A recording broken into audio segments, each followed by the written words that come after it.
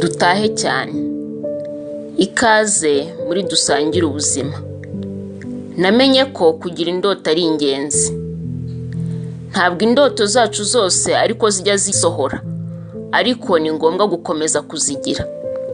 Indoto cyangwa inzozi ni ibitekerezo umuntu agira bishingiye ku byo yifuza kuzabona mu buzima. Akenshi usanga abana bakiri bato aribo bavuga ngo ninkura nzaba iki cyangwa nzakora iki.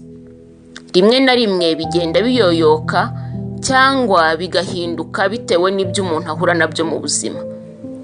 Iyo utangiye kuyoborwa n'ibyo uhura nabyo, hari igihe wibagirwa indoto zawe ndetse n'icyo wifuza kuba cyo, bityo ukayoborwa n'icyo ubona uwo munsi.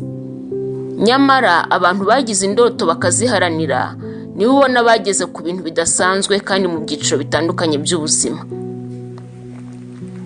Indoto zawe nizo zigushoboza gukora cyane, kandi igihe wumva ubuzima budafite icyerekezo, iyo ufite indoto bituma wumva hari impamvu yo gukomeza gushyira imbaraga mu byo ushoboye gukora ndetse no gukomeza kwiga ibindi. Nubwo byose ushobora kutabigeraho, ariko ni byiza gukomeza kurota kuko nibyo bituma ubasha gufata ingamba ndetse ukabasha kwisuzuma ko uzigeraho. Hari abantu bari bafite indoto zo kuziga amashuri menshi, ntibyabakundira kubera ubushobozi, ariko igihe babishoboreye bize bakuze kandi babigeraho. Burya rero indoto zitanga imbaraga zo gukora, kandi icyo wiyemeje gukora iyo ukigezeho umutima wawe ugubwa neza.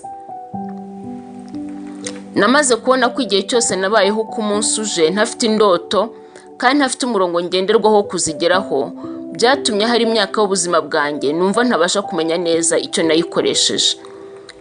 Mugenzi wanjye, ntutakaze indoto zawe, ahubwo uhora uzishakira umwanya mu bitekerezo.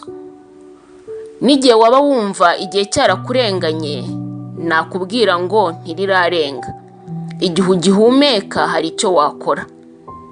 Tuzirikane kuko dufata ubuzima ari byo biyobora uko tubwitwaramo. Nkwifurije kugera ku ndoto zawe, maze dukomeze dusangire ubuzima.